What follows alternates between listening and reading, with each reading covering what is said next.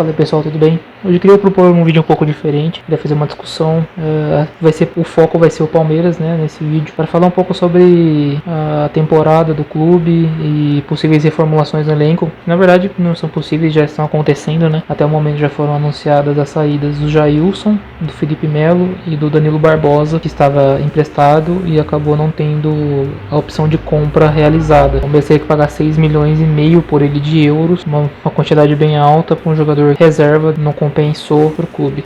A temporada começou com o Palmeiras sendo campeão da Libertadores, da Copa do Brasil, do Campeonato Paulista, então tinha-se uma expectativa bem grande sobre o que esse elenco poderia fazer de novo, e começou o Campeonato Paulista com uma escalação bem alternativa, fazendo uso de muitos garotos. Eu acho que é válido. O Campeonato Estadual é para ser usado para esse tipo de coisa mesmo, que não é... Apesar de o Campeonato Paulista ainda ter bastante disputa, não deveria ser o foco das equipes com um calendário tão apertado. Para vocês terem noção, o Palmeiras fez 97 jogos em 2021. 97 jogos. E isso, os clubes europeus demoram 2 anos quase para jogar, até mais se bobear. Então foi uma temporada muito desgastante. E o Campeonato Paulista provavelmente em 2022 vai servir para a mesma forma, já que logo no início de fevereiro o Palmeiras já embarca para a disputa do Mundial de Interclubes. O Campeonato Brasileiro foi de muita oscilação. Palmeiras começou não tão bem assim, perdeu o primeiro jogo, conseguiu vencer o segundo, mas contra uma fraca Chapecoense, que a gente já sabe, foi rebaixado com a pior campanha da história dos pontos corridos. Depois empatou com o Corinthians em casa. Pode ser considerado um tropeço, sim. Em uma sequência, o Palmeiras engatou 8 jogos com vitória seguidas e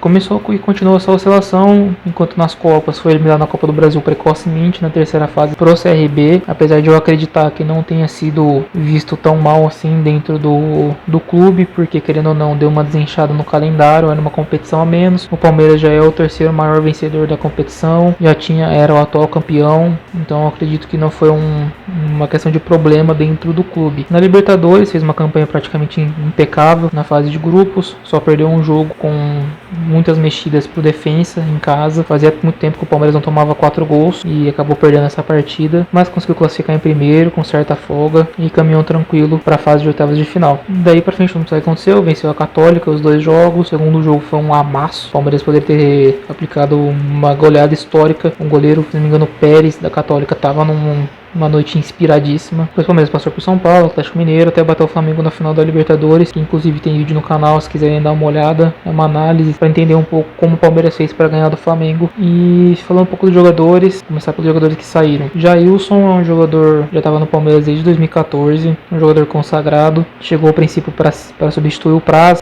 que estava lesionado na época, mas logo ele se recuperou, então o Jailson quase não jogou. O Jailson foi estrear em 2015 e realmente em 2016, que foi o ano mais importante para ele dentro do clube. Ele assumiu quando o Praz de novo se lesionou na preparação para as Olimpíadas e foi muito bem. Ele terminou o Campeonato Brasileiro invicto, acho que isso já diz tudo, fazendo defesas muito importantes e sendo uma peça fundamental pro campeonato. De lá para cá é normal, a idade vai avançando, ele já não era novo quando ele chegou no clube. A temporada de 2021 dele, quando ele teve que jogar, ele foi ok. Normalmente, pela idade mais avançada, normalmente o primeiro jogo em que ele participava, ele teve algumas falhas. A gente tem que pontuar aqui, mas normalmente como ele jogava 2 a 3 jogos, nos outros jogos sequência, ele acabava dando conta do recado. Mas eu acredito que o ciclo dele se encerrou no clube, é preciso mesmo com títulos.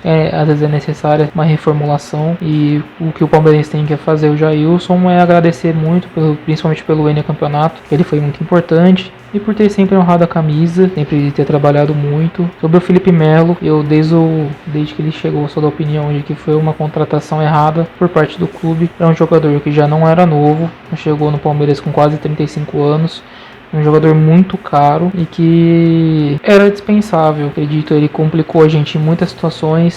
Dá pra falar no jogo contra o Cerro Porteño pela Libertadores 2018. Ele foi expulso no jogo da volta com 5 minutos, deixou o time com 1 a menos por 85, 87 minutos de jogo. O Palmeiras perdeu aquele jogo, quase acabou sendo eliminado da Libertadores. Depois contra o Boca Juniors na semi, ele fez uma falta na entrada da área sem necessidade alguma. Depois falhou no gol do Boca. Depois falhou no jogo da volta também. E esse ano no jogo contra o Corinthians pelo Campeonato Brasileiro do primeiro turno, ele falhou também. Ele deixou o Gabriel entrar dentro da área sozinho, não acompanhou a marcação. Isso é um lance recorrente na Supercopa do Brasil. Ele não fechou o chute da Arrascaeta no gol do Flamengo. Então são várias situações lances assim de que ele demonstrou que não tinha aptidão física de antes, o que é normal por conta da idade, mas nem as qualidades que normalmente implicam a ele, que é saída de bola, o passe longo. Também tínhamos jogadores que supriam essa função e com muito mais vigor físico. Um exemplo desse é o Danilo, que subiu da base o ano passado, demonstrou ser um jogador completo, um volante completo, ele marca muito bem, tem uma saída de bola muito boa, inclusive a virada de jogo pro Rony cruzar, pro Breno Lopes fazer o gol da Libertadores foi dele, então ele teve uma temporada muito regular. É claro que tem altos e baixos, é um menino de 20 anos ainda, então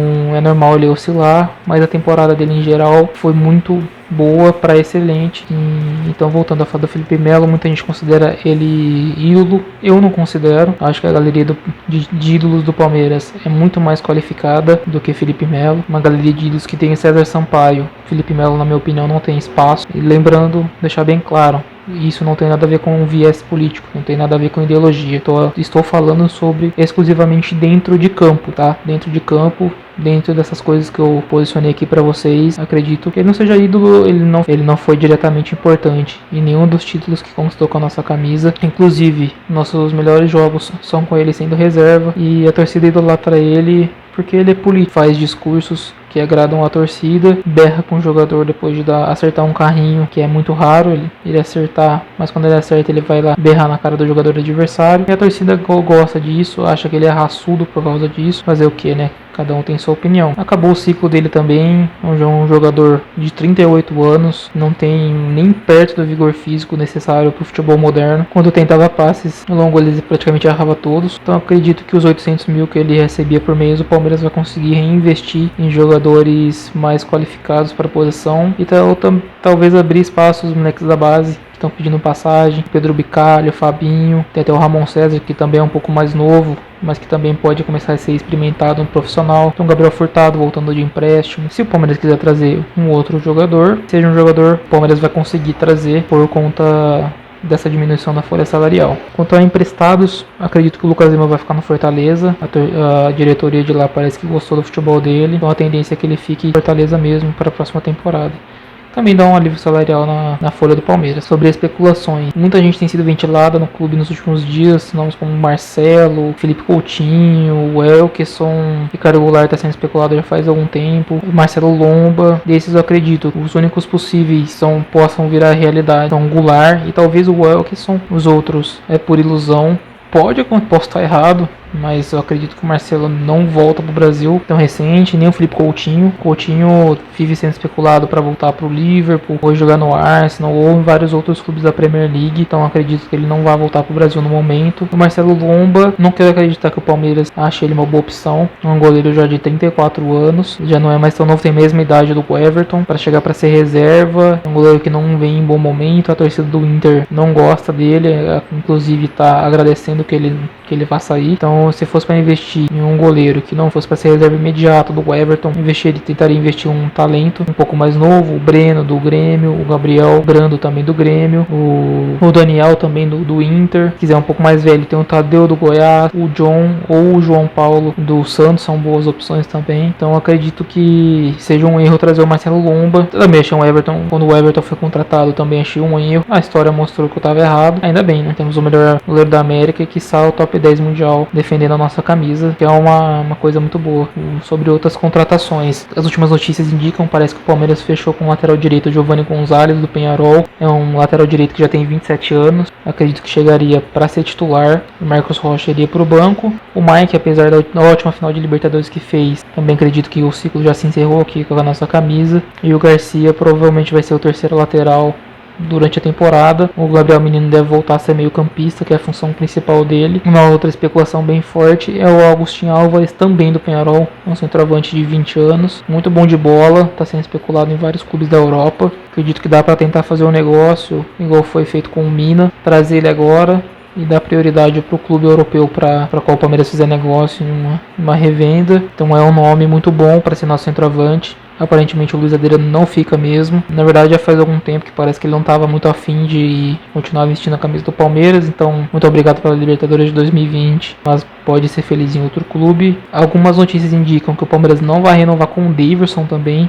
É complicado avaliar, às vezes a gente acaba sendo meio passional por ele ter feito o gol da final da Libertadores. mas eu acredito que o Davidson poderia ser um bom terceiro centroavante ali para ser reserva do reserva. Em algumas situações ele pode ser útil, às vezes entrar no final de jogo para pressionar um pouco a zaga, para empurrar um pouco a zaga adversária para trás, ou para ganhar casquinha, para acionar os alas ou os pontas nas costas da zaga. Então acho que talvez manter ele fosse uma coisa importante, com redução salarial, é óbvio, mas pelo que tudo indica o Palmeiras não vai renovar com ele. Então é um processo de renovação que é costumeiro.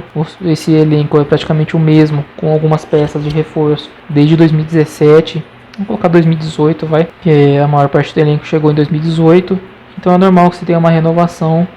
Eu traria um lateral direito, um zagueiro nível Luan ou nível Gomes, para quando o Gomes for convocado. Eu tentaria vender o Kusevich. E eu traria um meia destro, porque eu gosto, acho que o nosso meio campo é muito recheado, com bons jogadores, mas falta um pouco, às vezes, um meio campista destro, para mudar um pouco a característica do time. E eu traria também um ou dois centroavantes. Rafael Navarro me parece uma excelente opção, um jogador novo, fez uma excelente Série B pelo Botafogo, e seria um bom reserva. E traria um centroavante de um camisa 9, um pouco mais característico, para ser titular, e também revezar até com o próprio Rony quando quiser uma característica um pouco diferente nessa função. É o que eu penso que o Palmeiras precisa reforçar no momento. A gente sabe qual é o pico desse elenco, que é ser bicampeão da Libertadores em um ano, espaço de 11 meses, mas também sabemos que esse elenco tem muitos baixos, como perder do Cuiabá em casa, empatar com o Juventude em casa, e que esses erros numa disputa, eventual disputa de Brasileirão, por exemplo, a gente brigue pelo título até o final, podem fazer diferença. Então são reforços pontuais. Acredito que o nosso elenco é bem formado, bem recheado, com várias opções. Pontas a gente não precisa, volância, a não ser que for para trazer um cara muito bom,